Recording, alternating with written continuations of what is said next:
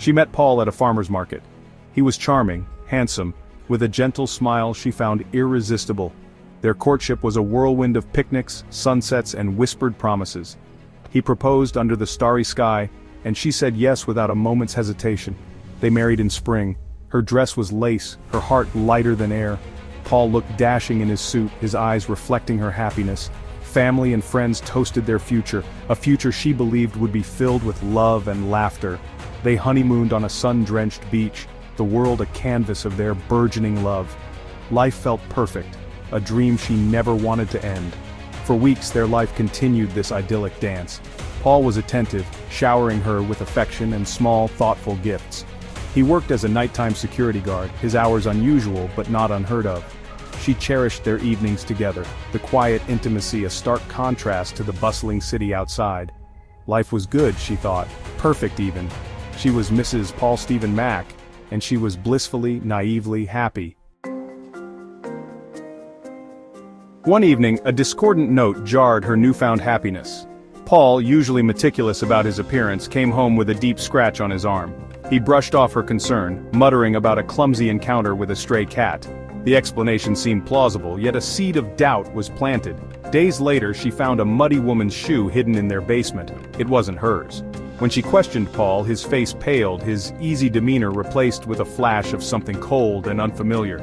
He stammered, inventing a story about finding it while on his security rounds. Her instincts screamed at her, a primal warning that something was terribly wrong. She tried to ignore the nagging unease, clinging to the image of the man she thought she knew. But the doubts, like insidious vines, began to choke her peace.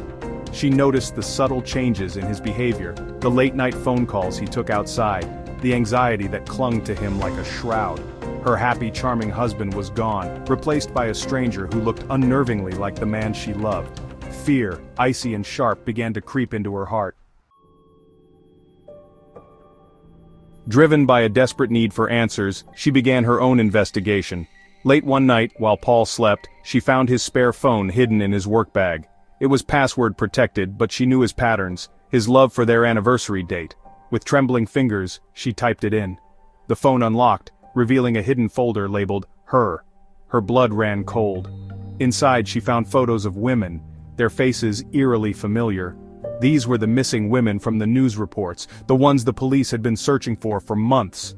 Each photo had a timestamp and location, each location eerily close to their home. Nausea surged through her, a wave of horror crashing over her. Frantically she searched for more clues, piecing together the fragments of her husband's double life. Newspaper clippings detailing the missing women's cases, maps with locations circled, a box filled with women's jewelry. It was a grotesque puzzle, and she was the unwilling participant forced to put it together. The weight of her discovery threatened to crush her. Her husband, the man she loved, was a monster. Section 4. The Mask Falls. She had to act, but what to do? Who would believe her? Her mind raced, fear battling with a growing sense of duty. She had to get proof, irrefutable evidence. She made copies of everything, documenting every detail. Then, with a heavy heart and the cold steel of resolve in her spine, she did the unthinkable. She called the police. The arrest was swift, brutal. Watching Paul being dragged away, his eyes filled with a terrifying mix of rage and fear, was surreal. The charming mask had finally fallen, revealing the monster beneath. The news of Paul's arrest sent shockwaves through their community. Neighbors whispered, their faces etched with disbelief and horror. She cooperated fully with the police, her testimony a crucial piece in their case. The evidence she had gathered, combined with the police's own investigation, painted a horrifying picture. Paul Steven Mack, her husband, was a serial killer. He had lured these women, charmed them, and then snuffed out their lives. And she, unknowingly, had shared a bed with this monster.